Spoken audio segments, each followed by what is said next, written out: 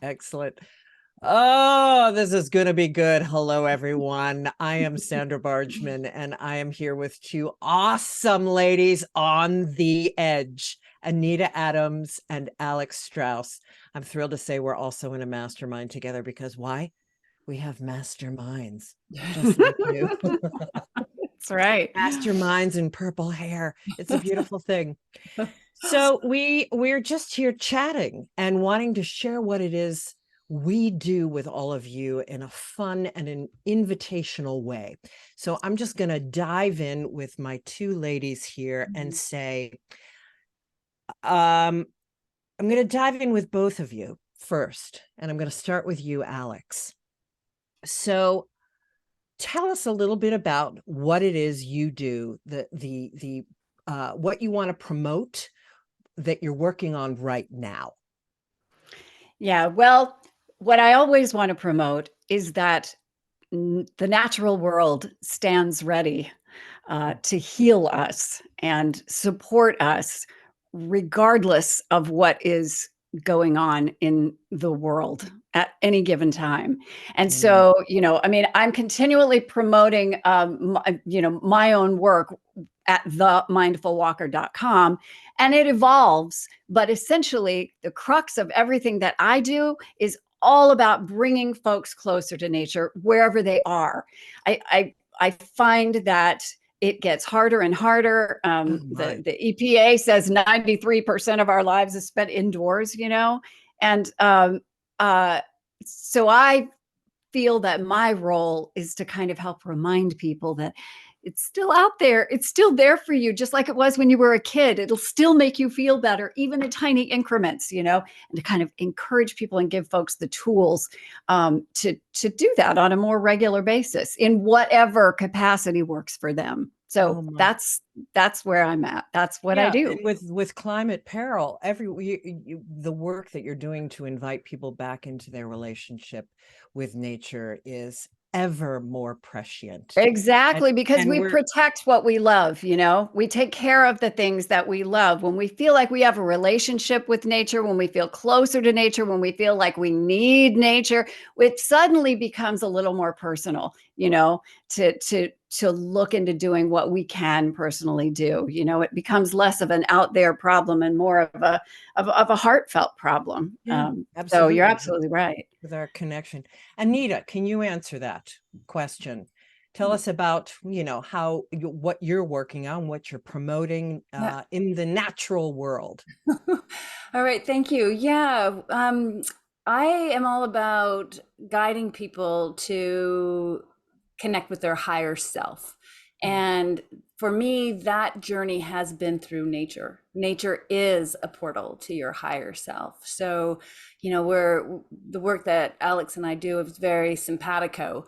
And I love what she said, that you protect what you love. And what I've discovered is that my time in nature has definitely enabled me or helped me to love my natural environment more deeply. And that love for my natural environment has also spilled over for a real deep love of self. And I feel like the world needs more self-love. I feel like we all need to love ourselves more deeply. And one way to do that is to connect with nature, quiet the monkey mind and get present. Presence is really what it is. It's about presence. Really. And when we're present, we can really appreciate the beauty that surrounds us in nature, and we fall in love with ourselves and with our environment. And we like Alex said, we want to protect that. Yeah, we do. And ironically, there's actually been research around the fact that as much as self-love is so important and so lacking right now, so is love for everybody else, right? Like we got a lot of not love going on out there. And what has been found is that spending time in nature and connecting with the natural world actually not only increases your own love and appreciation for yourself, but it actually connects you to other people as well, not just to the trees around you, but by virtue of the fact that we are all connected through the natural world, there's a greater sense of compassion has been shown to be present in people who spend more time in nature. Compassion for your fellow man. And I just feel like if more people were getting that message and more people were spending like just a few minutes, outside once a day, I mean, it could, I don't think it's an exaggeration to say that it could change the world. No, it would really absolutely. And Truly. Right? science is proving more and more about the benefits of nature. And there's been a study done recently that a grand total of 120 minutes a week is all you Right. really need to really feel the benefits, the mental, physical, emotional, spiritual benefits of nature. And that can be spent in one go, or like Alex and I like to really promote, is break that up into, daily doses and really, connect with nature just a little bit every day. And that boils down to 17 minutes and 14 seconds. Yeah, right. I've done the math on that too. It's absolutely incredible to understand that we, biologically, are of the earth. Yeah. We are of the earth. We are made of the earth, and that we struggle to connect. Our immune system that's part of these studies, the very much immune so. system, creativity, mental health, all of these things. We are born of the earth. We will return to the earth. It's mind-blowing how we need to be reminded of it in this modern time. Anyway, I want to get to both of you. Tell me the story, and I'm going to start with you, Anita, first. Tell me the story of how you reconnected, you rewove yourself back into your love of nature. Yeah, thank you. It was actually early in the pandemic when I was really struggling with my with everything, with my anxiety that was happening around the pandemic, and with what was happening to my business. At the time, I was the founder and the CEO of a national arts organization that promoted Canadian film and talent, and it got hit really hard with the pandemic. All of my funders and partners pulled out like literally overnight, and I was left, questioning what am I going to do? And I was in such a state. I was a completely different woman at this time. I was just so anxious about everything that was going on. And I brought that question, what am I supposed to do, to my business coach? And she asked me one simple question in return. She's like, well, Anita, what do you typically do when you're feeling stressed? I'm like, I usually go for a walk in nature. And she's like, perfect. This is what you're going to do. Every day for the next 30 days, you are going to go for a walk in nature. And wow, did I ever push back? There's like, no, I can't do that. I don't have time for that. And in my head, I'm thinking, what kind of business coach tells her client to go for a walk in nature? I need business advice. A good one. Yeah, a good one. I need business advice, not nature therapy, though. That's what, my thinking was.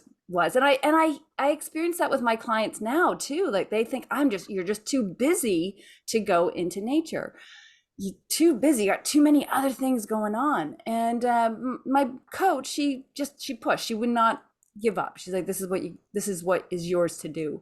And the only way I could find the time to make that work in my schedule is by getting up first thing in the morning, bright and early, before anybody else was up, and go for a walk. And over time, I was slowly starting to calm down and connect with my environment. And I kept asking, the universe, God, the squirrels, what am I supposed to do? But that anxiety started to shrink. And I started to really notice the multitude of shades of green and the beauty of how the leaves shimmered in the light, and how the stream trickled over the rocks, and the beautiful sounds. And I was connecting with all of it. And then from this place of connection, I started to feel connection to something bigger, something more than just me. And that transformed my life. And I won't get into all of it because it's a big story, but that was the beginning of a massive transformation for me. And that was over 3 years ago now. And I have sustained my daily walks in nature because I have been able to connect with something much bigger. There's a beautiful quote I love by John Muir, and it says, "Into the forest I go to lose my mind and find my soul." And I feel like that is exactly what happened to me. And in connecting with nature, I connected with my soul, and I found a new purpose, a new direction, and I completely recreated my life. And now I want everybody in the world to know the beautiful benefits of being in nature, because we Yeah.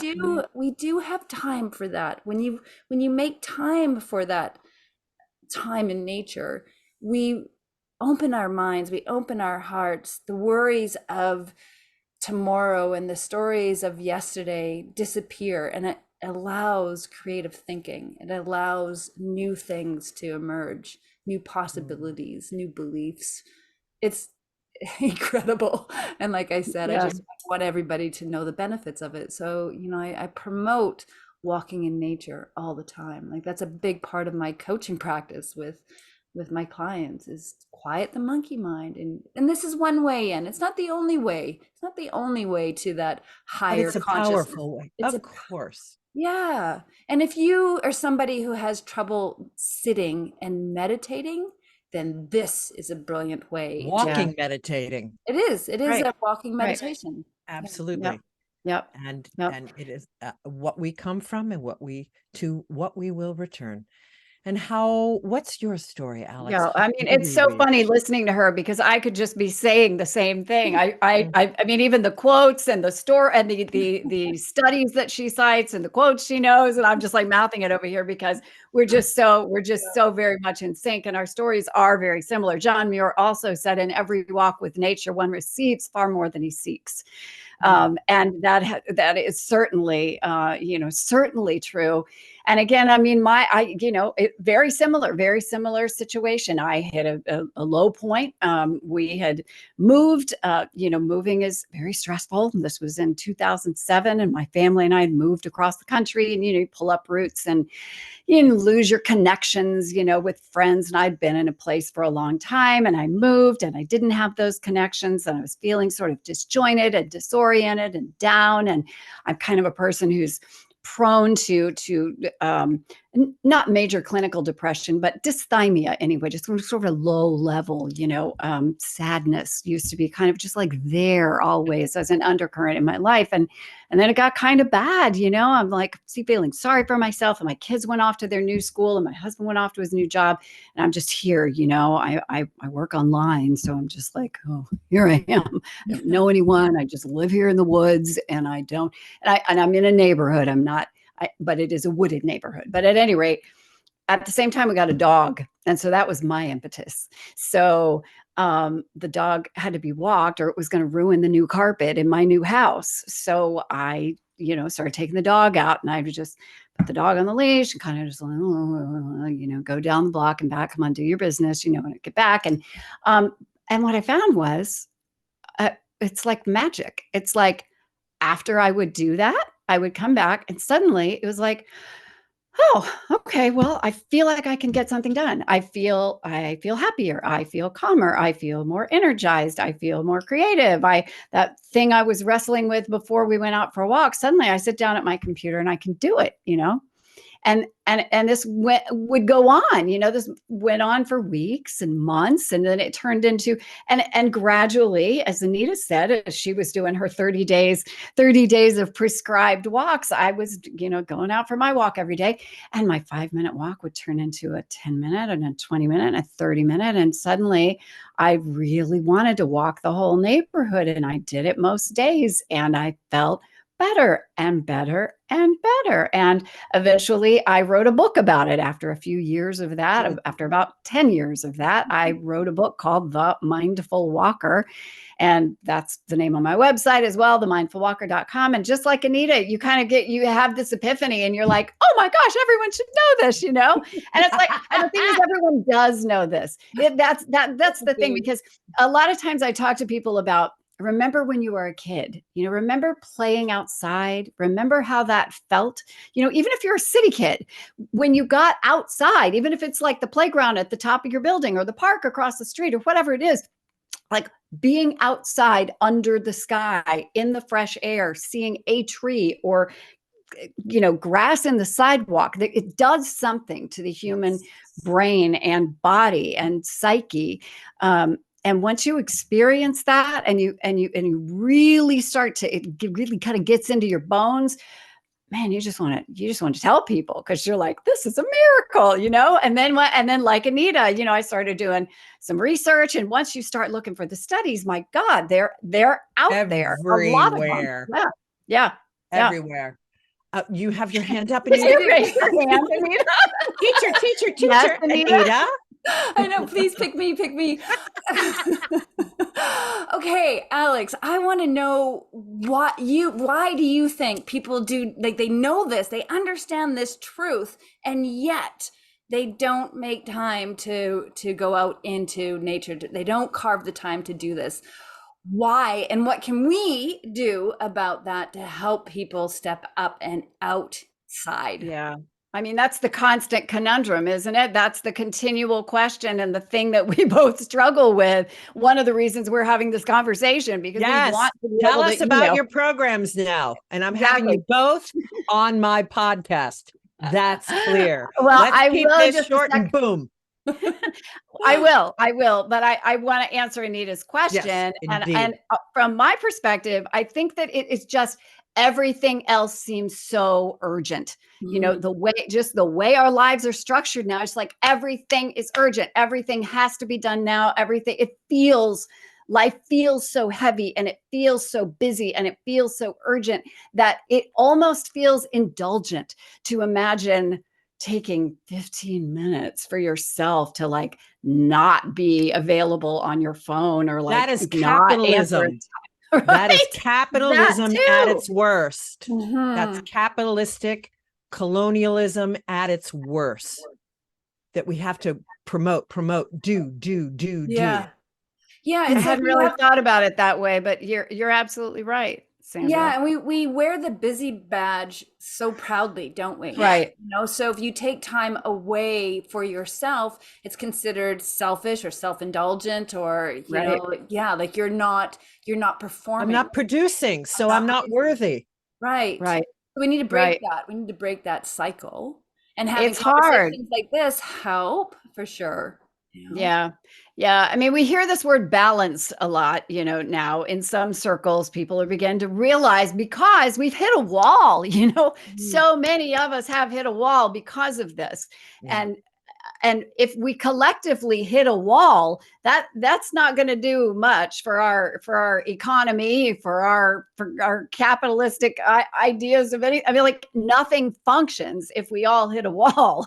And you know, so I think before we all hit that wall, we need to learn how to step back and actually, begin to pay attention to these folks who are talking about balance, and think, is my life balanced? And is there a way that I can, and, you know, we've hit a wall, not just from in so many ways, in terms of, like, you hear this word burnout all the time, right? Burnout. Everybody's talking about burnout.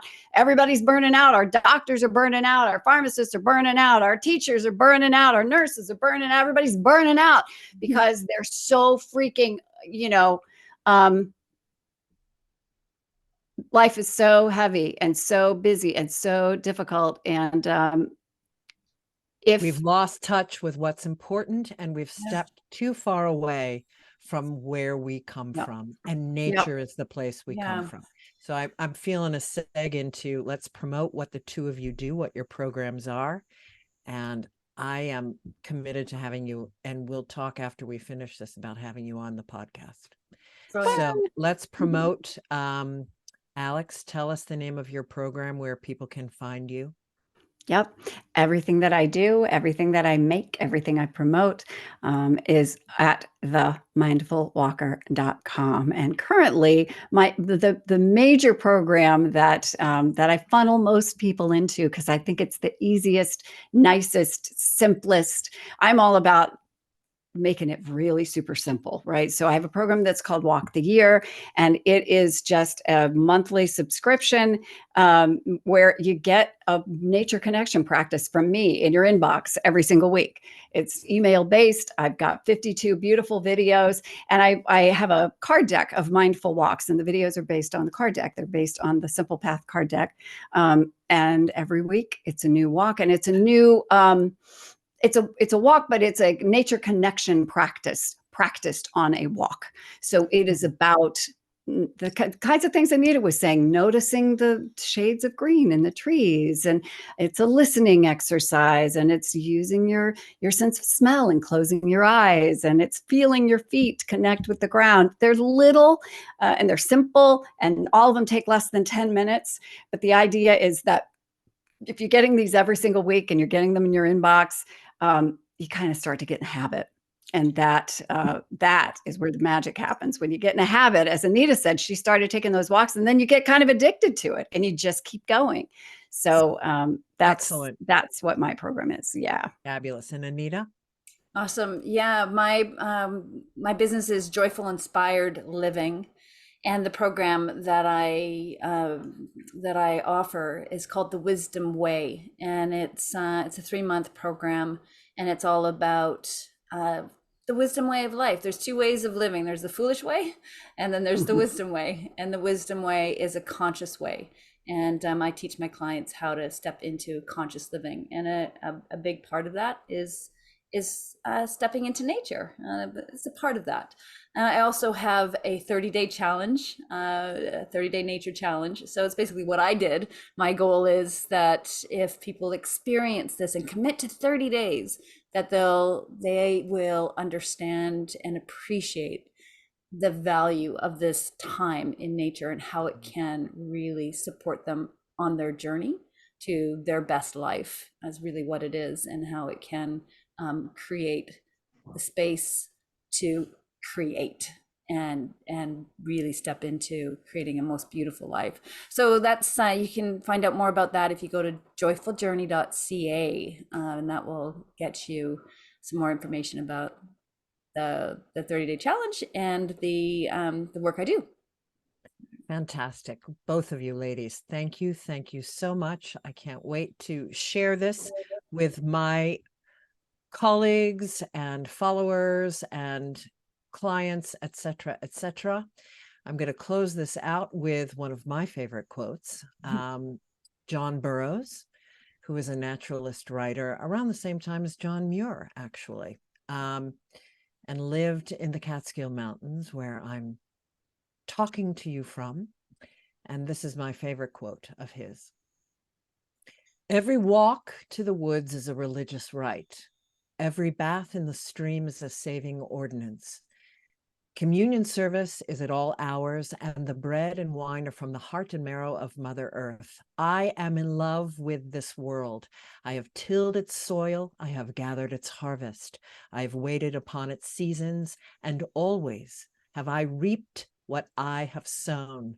I have climbed its mountains, roamed its forests, sailed its waters, crossed its deserts, felt the sting of its frosts, the oppression of its heats, the drench of its rains, the fury of its winds, and always have beauty and joy waited upon my goings and my comings, joy in the universe, and a keen curiosity about it all. That has been my religion. And on that note, yay! Well, you know, the interfaith minister had to throw that beautiful That was awesome. quote in. Ladies, thank you for sharing your wisdom, your connection, your programs, and how you are in service to the world and in service to Mother Earth. Can't wait to share this. Thank you all for listening in, and be sure to check out my upcoming podcast with Alex Strauss and Anita Adams, On the Edge of Every Day. Thanks for listening, everyone.